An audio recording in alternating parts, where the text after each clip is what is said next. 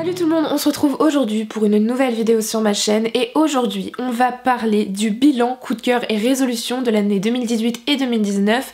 C'est une vidéo que vous appréciez chaque année, que je fais depuis que j'ai commencé ma chaîne et j'aime énormément aussi la tourner. Du coup elle se sépare en 3 parties. Je vais vous présenter mon bilan de l'année, le nombre de livres lus, le nombre de pages lues, etc. comparé aux années précédentes. Ensuite je vous montre mes coups de cœur et enfin je vous présente mes résolutions de 2019 qui seront assez rapides puisqu'elles reprennent en fait dans le principal les résolutions que je me suis faites en 2018. Donc je me suis munie de mon petit papier avec le résumé de tous les livres que j'ai pu lire en fonction des années et des chiffres parce qu'évidemment je les ai pas retenus en entier. On va commencer avec la catégorie la plus attendue, ce sont les livres lus. Alors j'ai du coup les résultats de 2015 jusqu'à 2018, donc qui s'étendent sur 4 années, ce qui est plutôt pas mal. En 2015 j'avais lu 107 livres, en 2016 j'avais lu 92 livres, en 2017 j'en avais lu 82 et cette année j'en ai lu 78 dont 48 de ma palle. Je suis plutôt contente. Alors en effet on a une légère baisse par rapport à l'année dernière mais le niveau clairement à la fac n'est plus du tout le même, on n'est plus en première année. J'ai beaucoup moins lu, j'en ai conscience, mais j'ai quand même beaucoup apprécié mes lectures. J'ai pas forcément ressenti un manque. Je sens que, enfin ça se voit aux chiffres que le nombre de livres lus a baissé au fur et à mesure des années, mais le nombre, enfin la dose de travail qu'on nous demande aussi dans nos études augmente de manière proportionnelle au nombre de livres lus qui baisse clairement. Mais du coup je suis très contente des lectures que j'ai fait quand même cette année, je ne regrette absolument pas et voilà, j'ai quand même lu 78 livres, ce qui n'est pas rien. Rapidement je vais vous donner le nombre de pages que j'ai lu cette année. En 2017 j'avais lu 32 893 pages et en 2018 j'ai lu 29 457 pages. J'en ai lu un peu moins mais on reste sur une moyenne aux alentours de 30 000 pages par an. Je trouve ça franchement pas mal, je suis assez contente de moi par rapport à l'année que j'ai eue qui était voilà, assez chargée au niveau du travail, donc finalement j'ai quand même bien tenu la cadence. Ensuite on passe à la pile à lire et c'est là que ça se corse parce que ma pile à lire a considérablement augmenté cette année en fait j'ai lu moins de livres et j'ai acheté tout autant de livres que les années précédentes, ce qui n'a pas forcément aidé à la baisser, je suis bien d'accord. En 2015 j'avais 92 livres dans ma palle, en 2016 89, en 2017 111 et en 2018 je suis passée à 149 livres à la fin de l'année 2018. J'ai eu beaucoup de livres à mon anniversaire. J'en ai quelques-uns à Noël que je vous montrerai dans la vidéo suivante, donc la vidéo book haul du mois de décembre et de janvier 2019. Mais du coup voilà, j'ai beaucoup moins lu et ça n'a pas forcément aidé du coup à baisser ma pile à lire. Mon objectif pour cette année c'est d'acheter largement moins de livres et je commence bien avec le mois de janvier où je n'ai acheté que 2 livres. Donc ça commence bien mais je vais essayer de tenir le rythme jusqu'à la fin de l'année, en tout cas je l'espère. Au niveau des book hauls, on reste dans une moyenne en termes de livres achetés dans l'année et reçus en cadeau. En général c'est ça, j'ai mis dedans Noël, les anniversaires, les cadeaux qu'on peut me faire, etc. Il n'y a pas que des livres que j'ai achetés de ma poche. En 2016 j'avais acheté 98 livres et j'en avais lu 18. En 2017 j'en avais acheté 85 et j'en avais lu 45, donc il y avait forcément une bonne partie que j'avais déjà lu. Mais par contre j'ai clairement régressé en 2018, déjà parce que j'ai acheté 92 livres, mais aussi parce que je n'en ai lu que 26. Voilà, donc c'est clairement pas énorme, j'ai quand même un sacré paquet de livres qui attendent encore dans ma pile à lire des années précédentes et du coup de l'année 2018 aussi. Mais du coup voilà, mon but cette année c'est d'acheter moins et surtout de lire plus, en tout cas de lire ma palle et de la faire descendre, et c'est en achetant moins que je vais réussir à la faire descendre aussi. C'est un peu mon objectif de l'année 2019. Par contre du côté des sagas et surtout des fins de saga, on voit une nette évolution du nombre de fins de saga que j'ai pu terminer cette année en 2018 parce qu'en 2015 je n'avais fini qu'une saga, comme je l'ai dit dans les vidéos précédentes sur ce même thème, sur ce même sujet. J'étais clairement pas dans l'optique en 2015 de juste finir mes sagas, je lisais énormément de premiers tomes sans continuer mes sagas et c'est vraiment en rentrant sur Booktube que je me suis rendu compte qu'en fait ce serait bien que je finisse mes sagas, ça me ferait du bien de conclure et d'arrêter de laisser toutes ces sagas en attente. C'est pour ça qu'en 2016, j'en ai lu 3, j'avais fini 3 sagas, ça peut paraître peu mais c'est déjà une évolution par rapport à l'année précédente. Et en 2017, j'en avais fini 9 et finalement en 2018, j'ai eu l'occasion de finir 12 sagas. Du coup, je suis ravie parce que ça fait 12 sagas en moins dans ma bibliothèque et je ne peux que être contente de ce résultat. J'espère faire à peu près le même résultat durant l'année 2019, continuer des sagas surtout et pourquoi pas en finir quelques-unes. J'en ai encore 2 qu'il faut que je finisse là déjà depuis début janvier. Qui sont Miss Peregrine et To Be Loneless. Ça me fera déjà 2 sagas terminées et j'espère pouvoir continuer avec d'autres séries cette année. On reste sur les sagas avec cette fois-ci le nombre de sagas que j'ai continué. En 2015 j'avais continué 9 sagas, en 2016 17 et en 2017 j'en avais continué 27. 27 c'était quand même assez énorme je dois avouer et du coup en 2018 je n'ai continué que 17 sagas. Ça peut paraître peu mais finalement ces sagas que j'ai continuées pour la plupart il y a eu plusieurs tomes de lus dans l'année pour les finir donc elles sont comptées dans ces sagas qui sont terminées et c'est pour ça que j'en ai un peu plus cette année donc finalement je ne regrette absolument pas d'en avoir un peu moins que l'année 2017 mais il y a quand même une évolution, je continue mes sagas et c'est pas plus mal parce que il faut les continuer, je peux pas les laisser en plan alors que pour certaines ça a été des coups de cœur ou d'excellentes lectures et du coup j'espère continuer sur la même cadence pour l'année 2019. On finit avec l'avant-dernière catégorie, cette fois-ci des livres en VO. J'ai commencé à lire des livres clairement en anglais avec un bon rythme en 2017. En 2016, j'en avais lu 1 ou 2 pour commencer la lecture en VO anglaise. Du coup, j'ai commencé à noter le nombre de livres lus en anglais à partir de 2017.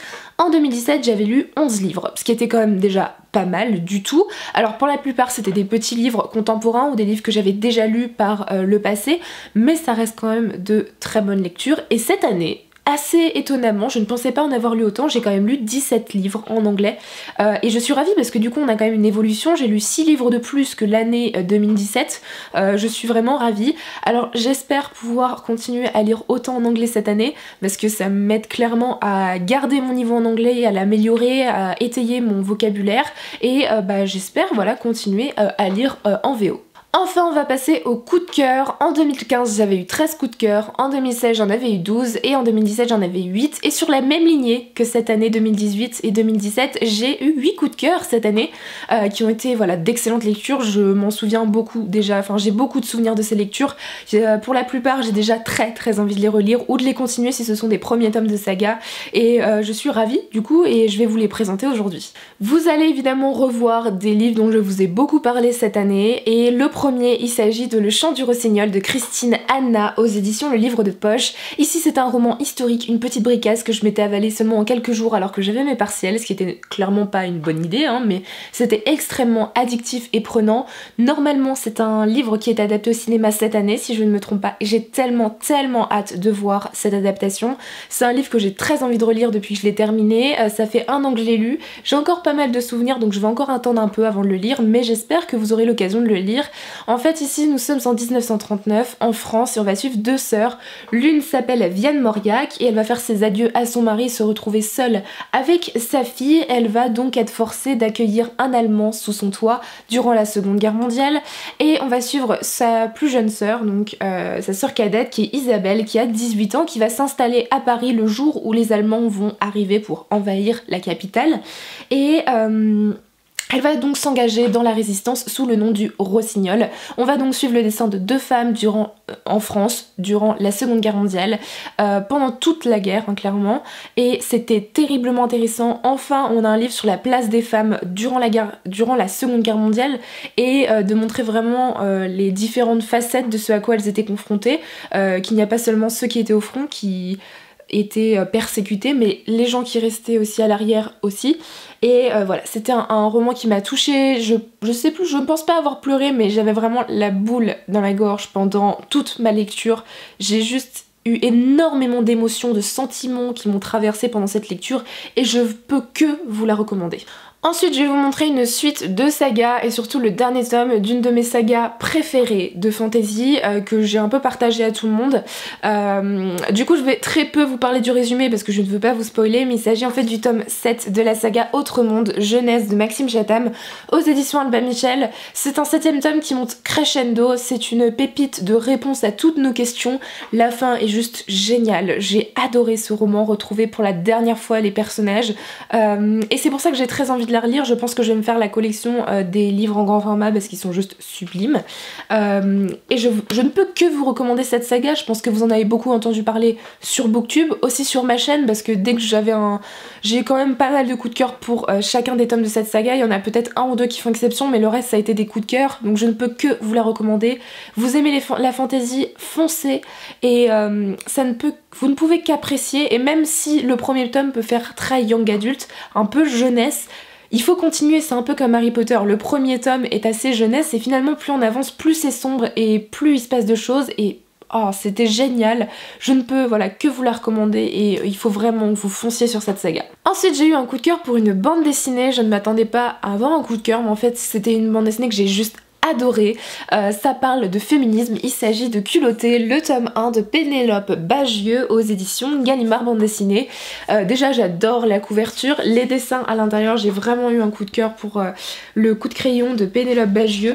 Je vous présente ça comme ça, et n'hésitez pas à aller voir sur internet parce que je pense que là vous avez pas vu grand chose, mais j'ai adoré découvrir le destin de toutes ces femmes dont je connaissais pour certaines juste le nom, d'autres que je ne connaissais absolument pas.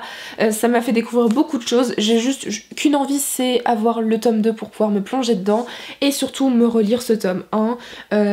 Si vous aimez la non-fiction, l'humour et le féminisme, je ne peux que vous recommander cette bande dessinée qui est juste génial. Ensuite, je vais encore vous parler d'une fin de saga qui va être adaptée sur Netflix, et je pense que vous en avez entendu parler parce que ça fait un tollé en ce début d'année. Il s'agit de Six of Crows, le tome 2, La Cité corrompue de Lev Bardugo aux éditions Milan. Si vous êtes sur les réseaux sociaux du type Instagram ou Twitter, vous avez sûrement dû voir que Netflix va adapter le Grishaverse, donc c'est-à-dire Six of Crows et la saga Grisha en série si je ne me trompe pas, et je n'ai qu'une hâte, c'est de voir cette adaptation. Ils ont énormément de présence sur les épaules vu la fandom qu'il y a autour de cette saga, et j'ai eu un énorme coup de cœur pour ce second tome. Je ne vais pas vous parler du résumé pour ne pas vous spoiler, mais on suit une bande de personnages qui sont clairement des anti-héros, qui sont particulièrement attachants, qui sont des assassins, des professionnels dans leur domaine, et qui vont, dans le premier tome, on va leur assigner une mission qui est l'une des plus dangereuses auxquelles ils ont été confrontés. Je ne veux pas trop vous en dire parce qu'en fait il faut un peu plonger dans ce roman sans trop en savoir.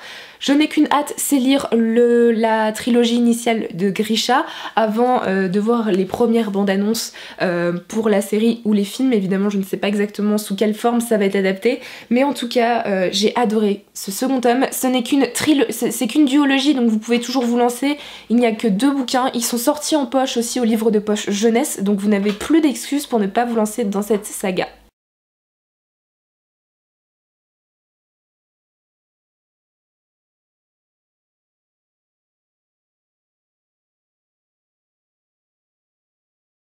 Je vais enfin vous parler d'un premier tome pour mes coups de cœur. C'est une saga dont vous avez beaucoup entendu parler ces 2 dernières années puisque les romans sont sortis traduits en français chez Lumen. Il s'agit de A Darker Shade of Magic de V.E. Schwab, donc qui est le premier tome, aux éditions Titan Books. Donc moi je l'ai dans une édition VO, l'édition française est juste sublime, j'aime énormément les illustrations. La trilogie est sortie en entier, et un autre de ces romans qui est Vicious, qui me tente beaucoup aussi, va sortir en février si je ne me trompe pas. En tout cas, j'ai adoré ce premier tome. Si vous aimez de la fantasy, je vous le recommande énormément. C'était original, les personnages sont prenants et terriblement attachants. J'ai beaucoup aimé la plume de V.E. Schwab, mais je n'ai qu'une hâte, c'est lire la suite, le tome 2 et le tome 3. Et ce sera sûrement une acquisition de mon année 2019 parce que je veux absolument continuer cette saga. Ici on va suivre le personnage de Kel, qui est un des seuls voyageurs, un magicien en fait, qui peut voyager entre différents Londres, entre différentes dimensions parallèles. Et il y en a 4. Il y a le Londres gris qui n'a pas de magie, donc c'est notre Londres à nous. Il y a le Londres rouge où la magie est élément du quotidien et c'est là où Kel a été élevé. Il y a aussi le Londres blanc où cette fois-ci ce sont les hommes qui se battent contre la magie. Il y a un duel entre magie et hommes pour savoir qui va se faire asservir par l'un ou par l'autre. Et enfin on a le Londres noir qui lui est assez énigmatique. C'est un Londres qui a été un peu détruit, on ne sait pas trop ce qui s'est passé là-bas, mais on va dire que tous les passages vers le Londres noir ont été fermés tout simplement. Et c'est pour ça que finalement on va suivre Kel qui est un voyageur qui va rencontrer quelqu'un d'autre qui s'appelle Layla, un personnage que j'adore, mais je préfère vous laisser la découvrir et découvrir aussi Kel par vous-même. En tout cas voilà, j'ai adoré cette histoire, ça a été vraiment un gros coup de cœur et je vous la recommande à 1000%. Ensuite on passe à un court essai de non-fiction sur le féminisme que j'ai adoré. J'avais déjà eu un coup de cœur pour le premier essai de cette autrice et j'ai eu un coup de cœur pour son deuxième essai. Il s'agit de Chimamanda Ngozi Adichie avec son essai Dirigiwale, A Feminist Manifesto in 15 Suggestions aux éditions For the States. C'est un petit, très petit essai sur comment élever son enfant de manière féministe, que ce soit pour les pères ou que ce soit pour les mères, que ce soit pour les frères ou les sœurs. Bref, il y a plein de choses qui sont dites à l'intérieur. En fait, c'est une amie de Chimamanda Ngozi Adichie qui lui a demandé de lui donner des conseils pour élever ses enfants de manière féministe et finalement elle a décidé d'en faire un essai et j'ai trouvé ça juste génial. C'est terriblement intéressant, ça m'a énormément parlé et c'est pour ça que c'est un coup de cœur parce que je me suis tellement retrouvée dans ce que disait Chimamanda Ngozi Adichie, que ce soit dans les conseils qu'elle donnait, dans les situations auxquelles elle avait été confrontée et auxquelles j'ai pas forcément moi été confrontée mais que je vois d'autres personnes être confrontées à ces situations. C'était comme le premier essai de cette autrice, je n'ai pas pu passer à côté. Donc si vous voulez commencer la VO anglaise et que le thème du féminisme vous intéresse, ces essais sont très simples à lire, hein, que ce soit celui-là ou We Should All Be Feminists, je crois que c'est ça, oui. Je vous les recommande beaucoup, c'est écrit très gros à l'intérieur, clairement. Il y a de l'espace, ça fait à peine 50-60 pages, mais ça se lit à une vitesse et c'est le genre de bouquin qu'on relit de manière régulière, donc je vous le recommande beaucoup. Et je termine ces coups de cœur avec mon dernier coup de cœur de l'année 2018 qui s'est déroulé en décembre. Je l'ai lu seulement en 48 heures alors qu'il fait environ 500 pages. Je ne m'attendais clairement pas à avoir un coup de cœur mais plutôt une excellente lecture et je vous en ai déjà parlé dans ma vidéo des meilleures lectures de mon automne 2018, donc je vais pas redéblatérer là-dessus pendant des siècles et des siècles, je vous invite à aller voir la vidéo. Et il s'agit de Viens on s'aime de Morgane Moncomble aux éditions Hugo Poche, aux éditions collection New Romance. C'est une histoire, une romance entre deux personnages qui sont la meilleure amie, qui sont Loane et Violette. Et en fait, Loane, lui, sort d'une relation longue avec une fille, tandis que Violette, elle, commence une idylle avec un certain Clément. Sauf qu'elle est très anxieuse vis-à-vis du fait qu'elle est vierge, toujours vierge, et que son copain n'est pas au courant et elle lui a évidemment menti sous la pression. Et pour éviter d'avoir la honte la première fois qu'elle le fera avec son copain, elle demande à son meilleur ami Loane de faire sa première fois avec elle. Vous vous doutez bien que ça ne va pas mener forcément à une chose toute belle, à une vie toute simple qui reprend le cours de sa vie tranquillement. Non, ça va amener à beaucoup de complications et une très belle histoire d'amour et d'amitié. J'étais énormément émue par ce roman. J'ai hâte de lire les autres romans de l'autrice, notamment Aime-moi je te fuis, qui sont sur le personnage de Jason et Zoé, qui sont en fait le meilleur ami de Loane et la meilleure amie de Violette, et que j'ai hâte de lire parce qu'on me dit qu'il est limite meilleur que celui-ci alors que celui-ci est déjà un coup de cœur. Donc je n'ai qu'une hâte, c'est m'y lancer, mais quand il sortira en poche. Voilà, donc si vous voulez une romance qui est détente mais qui est vraiment parfaite, et ben je vous recommande Viens on s'aime. C'en est tout pour mes coups de cœur, je vous ai présenté les 8 livres que je vous recommande à 100% pour l'année 2019 si vous ne les avez pas découverts et que c'est votre style qui vous tente, mais allez-y, foncez. Et du coup là je vais vous parler brièvement de mes résolutions 2019, comme je l'ai dit au début de la vidéo, ce sont des résolutions qui reprennent exactement celles de 2018 puisqu'elles m'ont totalement convenu et j'aimerais continuer à les appliquer dans mon année 2019 livresque. Et la première résolution c'est de lire 75 livres. En 2018 je m'étais promis d'en lire 80.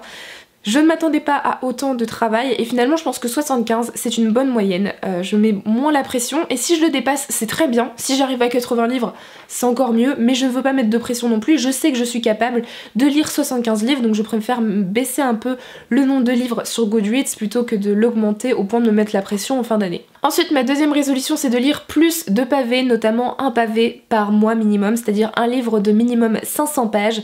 J'en ai lu quelques-uns durant l'année 2018, mais pas assez à mon goût. J'en ai encore beaucoup qui traînent dans ma pile à lire et qui attendent là depuis des années juste parce que ce sont des grosses pavasses. Et je m'étais créé dans mes résolutions de septembre 2018 une book jar, mais en fait les book jars ça ne fonctionne absolument pas avec moi, donc je vais arrêter la book jar, ça ne sert à rien. Faut vraiment que quand je fasse mes petites piles à lire du mois, je pique un gros bouquin, que je me dise oui je suis motivée pour le lire, j'ai envie de le lire, il me fait envie pour me lancer dedans, clairement, parce que juste piocher un livre et me dire ah bah non j'ai pas envie de le lire ce mois-ci, celui-ci, me forcer à lire, c'est pas le but non plus, il faut que j'apprécie mes lectures et du coup j'espère pouvoir mettre dans mes piles à lire du mois au moins un pavé par mois. Ensuite je continue avec ma résolution de finir 10 sagas minimum en 2019, comme je vous l'ai dit j'en ai fini 12 en 2018, je suis totalement capable d'en finir 10 cette année et ça me pousse un peu à les finir en me disant que j'ai cette résolution, ce petit challenge personnel que je me suis donné. L'avant-dernière résolution, c'est de lire 10 livres en VO anglaise pendant l'année 2019. Comme je vous l'ai dit, j'en ai lu 17 cette année. Je ne sais pas si j'aurai le temps d'en lire autant. On verra bien, mais en tout cas j'aimerais au moins en lire 10 parce que j'en ai quand même presque une quinzaine dans ma pile à lire. Pour la plupart ce sont des grosses pavasses, donc c'est plutôt pas mal que j'en ai mis que 10, mais j'aimerais beaucoup les découvrir parce qu'ils me font très envie. Et j'ai aussi des suites de sagas en anglais que j'aimerais beaucoup lire et qui me font voilà très envie, comme Dark Shade of Magic, la suite de Scythe de Neil Shusterman ou encore la suite de la saga de Lara Jean écrit par Jenny Han. Voilà, donc vous allez sûrement retrouver ces romans là cette année dans mes lectures. Et enfin ma dernière résolution, je l'avais aussi mis dans mes résolutions de 2018, il s'agit de lire des genres plus variés. J'ai noté cette année qu'en fait je n'avais lu que 4 romans historiques et 3 classiques, alors que c'était vraiment mon objectif, il était d'en lire plus parce qu'il y en a énormément dans ma pile à lire et que j'ai tendance à les mettre de côté au profit des livres jeunesse, young adulte qui sont plutôt fantasy fantastique, alors que j'aime énormément les romans historiques et surtout les classiques aussi. Et du coup finalement j'en ai lu que 7 de ces genres là pendant l'année 2018, ce qui est extrêmement peu dans le sens où j'ai quand même lu 78 livres, donc c'est vraiment dommage de ma part de ne pas m'être poussée un peu plus à lire d'autres genres que la fantasy, fantastique, science-fiction et un peu plus d'adultes aussi. Donc j'ai l'intention de remettre cette résolution et de m'y tenir cette année, en tout cas je l'espère, parce que ça me tient à cœur et il y a énormément de livres qui me tentent dans ma pile à lire aussi. Voilà tout le monde, cette vidéo est terminée, j'espère qu'elle vous aura plu. N'hésitez pas à me dire en commentaire votre bilan de l'année 2018. Si vous avez des vidéos ou des articles où vous avez fait votre bilan, n'hésitez pas à les mettre en commentaire avec le lien. J'irai les voir avec grand plaisir. N'hésitez pas à me donner vos coups de cœur, à me dire si vous avez aussi eu des coups de cœur pour les miens et à me donner vos résolutions de l'année 2019. Et du coup moi je vous souhaite de très bonnes lectures et je vous dis à très bientôt dans une prochaine vidéo. Bye!